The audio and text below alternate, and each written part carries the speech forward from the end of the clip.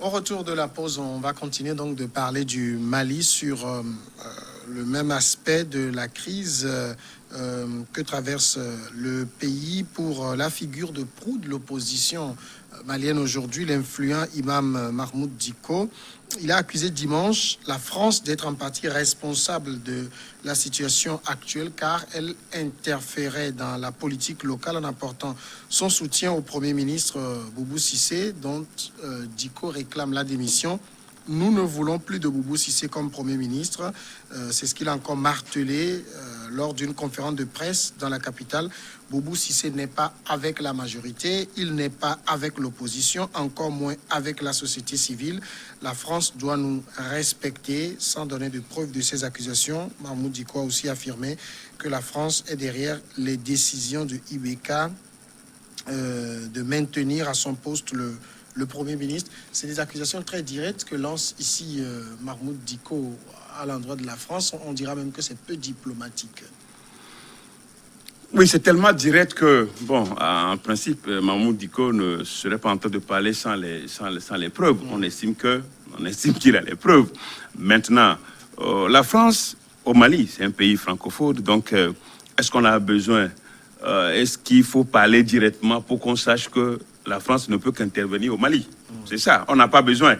Même si Imam Dicko ne le dirait pas directement, ne le disait pas directement. On sait que dans des situations comme ça, la France joue toujours au jeu trouble et fait de telle sorte que la situation s'est perdue, puisque quand vous prenez le Mali, tout le monde est d'accord que la France continue. La France a toujours ses intérêts.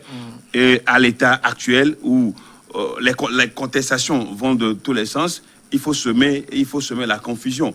Et quand il y a la confusion, les Maliens vont s'entre-déchirer et la France peut venir un jour peut-être à proposer une solution. Nous sommes toujours là.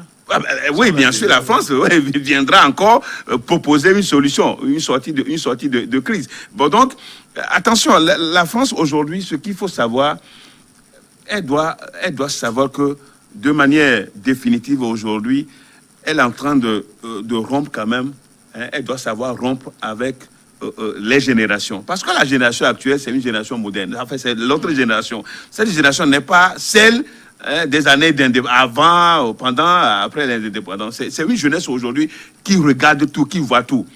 Et la France, c'est pourquoi on vous sert un autre plat. Oui, bon, avant c'était le coup d'État. Oui, oui. Le chef d'État n'est pas d'accord, on l'enlève. Je suis parfaitement d'accord. Maintenant, c'est le djihadisme qu'on vous en parle. Justement, c'est dans cette affaire-là que si Mahmoud Dicko est en train de parler, il sait, il connaît, il sait les causes. Et justement, il a dit ouvertement aujourd'hui, et la France doit faire extrêmement attention, parce que tôt ou tard, ça va s'éclater. Ça va s'éclater. Et c'est ce que Mahmoud Dicko entend. Donc la France s'interfère, ce n'est pas aujourd'hui. Bon, donc la situation telle qu'elle est décrite aujourd'hui, ça risque de porter encore, pour une fois, discrédit pour la France. Pour la France. Il y a quelque chose que peut-être Imam Mahmoud Dicko a oublié, c'est qu'en 2012, c'est les Maliens même qui ont appelé la France à la rescousse. On a mené les Maliens à le faire. Oui. On les a à un moment donné, celui qui vole trop ton champ, tu le prends gardien de ton champ et tu sais que tes intérêts sont sauvegardés dans ton champ. C'est tout le problème. Hein? Dicko ne voudrait pas tout dire. Quand bien même on le voit très très peu diplomatique ici, il n'a pas tout dit. Il n'a pas dit clairement que c'est la France qui est à la base de cette crise même. Même M. Dicko est manipulé par la France.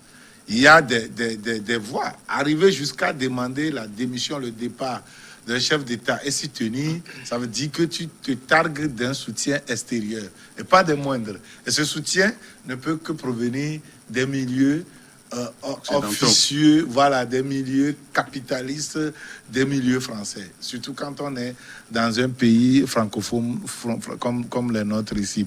Et donc, il a reçu ses soutiens, ça l'a poussé. Moi, au Togo, il y a au moins 2 grands acteurs politiques qui avaient pris des positions, hein, je vous assure, pas des moindres, hein, à un moment donné, et qui m'ont avoué clairement que ils ont des soutiens, ils avaient des soutiens dans le milieu français, et ces soutiens les rassuraient que leur mouvement devait aller jusqu'au bout. À un moment donné, ils ont été lâchés. Je me demande si c'est pas ce qui arrive à Dicko actuellement. Et donc, pourquoi est-ce que la France a le fait? Parce que la France voyait qu'à un moment donné, les Maliens parlaient d'une seule voix. Que ce soit du milieu de l'opposition, que ce soit des milieux religieux, que ce soit des milieux au pouvoir, ils disaient, ils étaient unanimes pour dire que la France vient exploiter les ressources. Et il y avait eu des manifestations. Voilà, il y a eu des manifestations. Des manifestations au Mali. Bien protégées, bien encadrées. Au Mali. Hein? Ben, à un moment donné, il faut semer la confusion entre les fils du pays. Et comme d'habitude, nous, les pauvres Africains, et surtout nous, les politiciens, là, quand on jette de l'os là-bas, on saute dessus. On se cogne. Et on laisse quoi là? Voilà, on a fait miroiter peut-être le départ du pouvoir d'IBK à ces gars de très proches de Dicko. Et puis, bon, ça prend feu. Je suivais Choguel Maïga. Et dans cette situation confuse. Je suivais Choguel Maïga hier. Mais j'étais complètement ébahi. Quand la façon dont il s'acharnait à démontrer qu'on peut écourter le mandat présidentiel, un démocrate, qu'on peut écourter le mandat d'un président parce qu'il ne fait pas... Non, mais c'est pas ça la démocratie. Non, ça peut arriver. Hein. Non, ça peut arriver. Ce n'est écrit nulle part. Non, c'est pas ça la démocratie. Non, je dis non, ce n'est pas... La démocratie, les tests ne le disent pas. Des bilans. Mais la démocratie, c'est les tests. Oui, je dis les tests ne le disent pas. La démocratie, c'est les tests. Mais il peut arriver... Si on agit en dehors des tests, c'est ça l'illégalité. C'est ce que nous dénonçons. La démocratie, c'est des mouvements populaires qui peuvent arriver. Mais ce n'est C'est des mouvements populaires qui peuvent arriver. Les mouvements populaires ne sont pas des mouvements démocratiques. Oui, mais c'est ça le problème. Et nous devons percevoir cela. Parce que les mouvements populaires peuvent être manipulés de l'extérieur. Et facilement.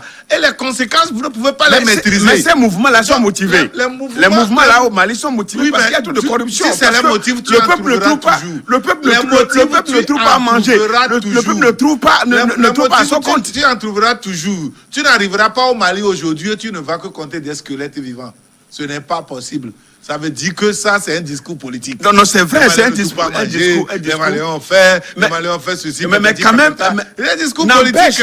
N'empêche pas ceux qui viennent au pouvoir ne respectent pas les principes démocratiques. Tu vas suivre ça auprès de nos confrères. Tu les connais très bien. Qui tiennent pratiquement l'Afrique francophone en haleine par leurs informations et qui les manipulent à leur guise. Oui, mais parce que nous, en Afrique, au moins, on avait quand même Africa numéro 1 qui nous informait. Ils l'ont détruit. On avait au moins Africa numéro 1 qui nous informait. Parce que ça concurrençait sérieusement. Aujourd'hui, quand vous les voyez, c'est les deux. C'est les deux jumelles, les deux meilleurs jumeaux. Vous les connaissez, les deux meilleurs jumeaux. C'est ça où tout le monde va parler. On expose l'Afrique, on explique la nudité de l'Afrique. Selon Dicko, c'est que c'est la France qui maintient Boubou Cissé. Moi, j'ai envie de comprendre pourquoi c'est Boubou Cissé. Pourquoi ils disent la France maintient Boubou Cissé. Pourquoi ils ne disent pas la France maintient IBK. Oui, là, j'ai réfléchi plus de deux fois pour chercher à savoir pourquoi c'est Boubou Cissé que la France maintient, soutient et que ce n'est pas IBK. Donc c'est un peu complexe. Bon, moi je pense que jusque-là je n'ai pas trouvé de solution. Dicko voulait accuser la France. Mais il ne sait même pas par où passer. Non, c'est tout son problème. Non. Mais c'est vrai. Il doit avoir des éléments. Est-ce qu'aujourd'hui, après tout, accuser la France, on a besoin encore de chercher les éléments. Son problème, c'est quoi? Dicko ne dit pas ouvertement que IBK va partir. Il n'a jamais tenu ce Oui, il ne le dit pas, c'est vrai. C'est le Premier ministre. Vous voyez? Oui. Donc, il ne peut pas, du coup, dire que c'est la France qui maintient IBK. Il est obligé de se rabattre sur celui sur qui il demande la démission. Sont dévolus. Voilà.